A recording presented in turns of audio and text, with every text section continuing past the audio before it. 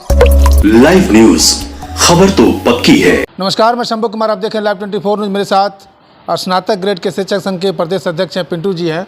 हम इनसे बात करेंगे कि सरकार के द्वारा ट्रांसफ़र पोस्टिंग का नियमावली जारी कर दिया गया, लेकिन नियमावली पास होने के बाद कितने खुश हैं शिक्षक लोग, जो बीपीएससी ट्री 1 और 2 वाले शिक्षक हैं वो, या नियोजित शिक्षक हैं वो, जो सक्षमता प्राप्त शिक्षक वो, सारे शिक्षकों की बात करेंगे। सर जी, सरकार के जो नियमावली नया पास हुआ है उससे आप लोग कितना खुश हैं? सर देखिए, सरकार ने अभी काफ़ी मैराथन दौड़ या बैठक कह लीजिए करने के बाद यह पॉलिसी लाई है। 2 जुलाई को 4 सदस्यीय एक कमेटी का सरकार ने गठन किया था पदस्थापन नीति को लेकर के, और 15 दिन में उस कमेटी को रिपोर्ट देना था। 3 माह बीतने के बाद वह 4 सदस्यीय कमेटी का रिपोर्ट सार्वजनिक हुआ, और जो उस कमेटी की रिपोर्ट में जो बातें आई, पूरे बिहार के शिक्षक के अंदर मायूसी छा गई। अच्छा। कारण था कि जो लोग दूर दराज के ज़िले में लंबे अरसे से, कोई 10 साल, कोई 15 साल से जॉब कर रहा था, उनको अपने ज़िले में, अपने घर परिवार में रहने का एक सुनहला अवसर मिला था। लेकिन इस नियमावली में सरकार ने कहा कि आपका पदस्थापन गृह अनुमंडल छोड़कर, पुरुष शिक्षकों के लिए गृह अनुमंडल छोड़कर के किया जाएगा। अब एक अनुमंडल की भौगोलिक बनावट जो है बहुत बड़ी होती है। कई बिहार के ऐसे जिले हैं जहां मात्र एक अनुमंडल, 8 जिले हैं जहां एक ही अनुमंडल है। इसके अलावा कई ऐसे जिले हैं जहां 2 ही अनुमंडल है। जैसे बक्सर को ही ले लीजिए, 2 अनुमंडल है। अररिया को लीजिए, 2 अनुमंडल है। ऐसे बहुत सारे जिले हैं जहां 2 अनुमंडल है। अब 2 अनुमंडल का मतलब हो गया कि एक अनुमंडल वाले उनका गृह हो गया, तो उनका पदस्थापन दूसरे अनुमंडल में कर दिया जाएगा। तो उस परिस्थिति में एक शिक्षक की दूरी जो है तकरीबन 100 किलोमीटर तक भी हो सकती है। तो क्या यह पदस्थापन करने से उनको बेनिफिट क्या सरकार दे रही है? जब सरकार ने कहा था कि हम आपको लाभ पहुंचा रहे हैं, पदस्थापन ट्रांसफ़र पॉलिसी लाने के पीछे सरकार का यही उद्देश्य था, मंशा था। हम लोग की भी मांग यही थी कि जो दूर दराज में है सभी शिक्षकों को अधिकतम, मैं कई बार सरकार से मांग किया कि आप 20 किलोमीटर की परिधि में, मैक्सिमम 20 किलोमीटर, उससे ज़्यादा नहीं, 20 किलोमीटर की परिधि में अगर बिहार के तमाम शिक्षकों को आप एडजस्ट कर देते हैं, पदस्थापित कर देते हैं, तो बिहार के तमाम शिक्षक तहे से आप सरकार का शुक्रिया अदा करेंगे, और तन मन से जो एनर्जी विद्यालय आने जाने में लोग व्यय करता है, खर्च करता है, उस पूरी एनर्जी को विद्यालय के पठन पाठन में देंगे, तो बिहार की शिक्षा व्यवस्था में गुणात्मक सुधार होगा, बच्चों को उसका लाभ मिलेगा। अच्छा, ये सरकार अभी अनुमंडल स्तर पर कर रही है ट्रांसफर? बिल्कुल। अच्छा, आप लोग चाह रहे हैं प्रखंड स्तर पर हो जाए, ज़्यादा अच्छा हो जाए? आप बहुत कर सकते हैं। 20 किलोमीटर रेंज आ जाएगा। आप प्रखंड अगर कर देते तो बहुत हद तक राहत मिल जाएगी शिक्षकों को। में आपने बोले 4 लोगों की कमेटी थी, वो कमेटी में 4 लोग कौन थे वो लोग? देखिए, इसमें माध्यमिक शिक्षा डायरेक्टर थे। अच्छा। इसके बाद शिक्षा विभाग के सचिव थे, बैजनाथ यादव जी हैं। इसके अलावा प्राइमरी डायरेक्टर थे। तो इसमें 4 लोगों की कमेटी में 4 पद धारक तो लोग थे, और एक सज्जन कुमार बिहार शिक्षा परियोजना से थे। 4 लोग थे, लेकिन व्यक्ति 3 ही थे उसमें, क्योंकि बैजनाथ यादव 2 पद का प्रभार लिए। ये तो सारे प्रशासनिक पद हो गए, सारे प्रशासनिक हो गए। लेकिन प्रशासनिक पद की कमेटी में जो शामिल थे, आप लोग के शिक्षक संघ से नियोजित की बात करें, बीपीएससी, आप लोग के शिक्षक संघ का जो नेतृत्व कर रहे थे, उन लोगों को कोई नोटिस नहीं दिया गया इस तरह के, या उनका सलाह नहीं दिया गया? बिल्कुल नहीं। देखिए, हमने तो कई बार कहा कि जब आप शिक्षकों के लिए या शिक्षा विभाग, शिक्षा हित के लिए कोई नीति तय करते हैं, तो सबसे बेहतर होगा कि उसमें शिक्षाविद को शामिल किया जाए। तब जो आपकी नीति जो बनेगी धरातल पर सही तरीके से आ पाएगा, और वह शिक्षक हित में बेहतर होगा। शिक्षकों से कभी आज तक सराय मशविरा नहीं। मात्र 18 नवंबर को चंद्रशेखर जी जब बिहार के शिक्षा मंत्री थे, उनके समय में एक बैठक सर्वदलीय बुलाई गई थी, जिसमें सारे शिक्षक नेताओं को आमंत्रित किया गया था।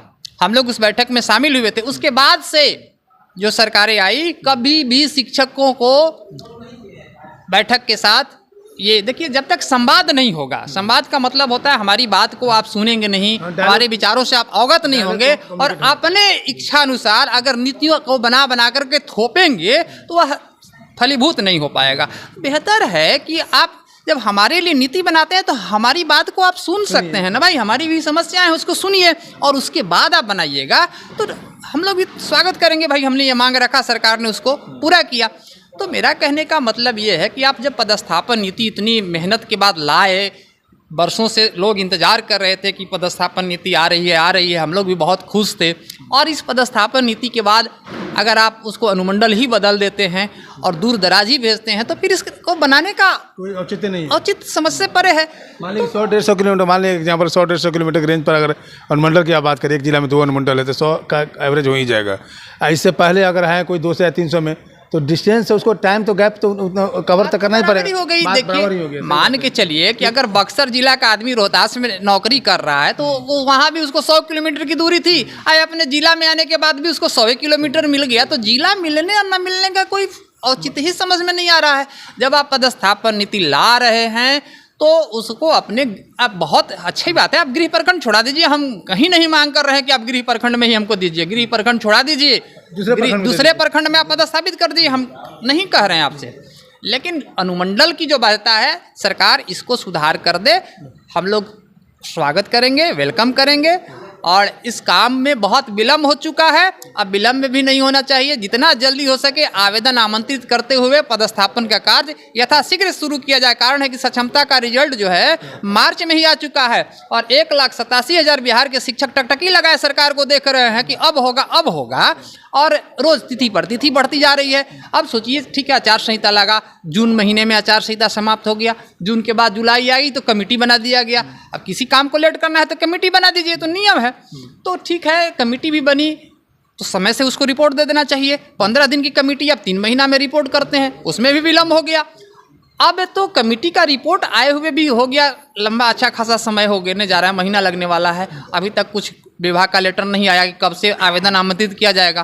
तो मेरा कहना है कि आप एक समय शेड्यूल जो है जारी कर दीजिए, किस डेट से हम आवेदन आमंत्रित कर रहे हैं और कब इनका पदस्थापन कर रहे हैं, जिला भेज रहे हैं। ये सारी चीज़ें स्पष्ट होनी चाहिए ताकि शिक्षकों के अंदर किसी भी तरह का संशय न रहे। और सरकार की तरफ से मीडिया में बयान आया था कि दिसंबर में हम इनको पदस्थापन करेंगे। अभी सोचिए दिसंबर, सक्षमता वाले और बीपीएससी दोनों को। अब ये बताइए कि अनुमंडल स्तरीय वाली जो बात है और आप लोग की इच्छा है कि प्रखंड स्तर पर कर दे, एक प्रखंड से दूसरे प्रखंड में कर दे, अगर सरकार इस बातों को नहीं मानती है, सरकार अगर ये नियमावली पास कर दी तो क्या आप लोग कुछ करने जा रहे हैं क्या कि इसमें? अगर बिहार के शिक्षक संतुष्ट नहीं होंगे तो स्वाभाविक है कि वह न्यायालय की शरण मिल जाएंगे ही। अगर चूंकि न्याय ही एक ऐसी चीज़ है, न्यायपालिका ही ऐसी चीज़ है जहां लोगों को न्याय की उम्मीद रहती है, भरोसा रहता है, तो आदमी जब परेशान होगा तो स्वाभाविक है कि न्यायालय में जाएगा। लेकिन अभी हम वेट एंड वॉच में हैं, अभी हम इंतज़ार करेंगे सरकार को। अभी चूंकि नोटिफिकेशन आना बाकी है, अभी हम वेट एंड वॉच में हैं, देखते हैं कि सरकार का क्या स्टैंड है इस पर। और अगर इसको परिवर्तन कर देता है, नीतियों में थोड़ा संशोधन हो जाती है तो हम वेलकम करेंगे, अन्यथा आगे का राह मेरा भी खुला है। आगे का राह खुला मतलब किस सेंस में? आगे का हम न्यायालय के लिए, न्यायालय के साथ बिल्कुल हम न्यायालय, आंदोलन नहीं होगा? आंदोलन भी हम लोग करेंगे निश्चित रूप से। आंदोलन तो बहुत बड़ा होगा बिहार में, लेकिन समय का इंतजार कर रहे हैं, उचित समय पर आंदोलन भी हम लोग करेंगे।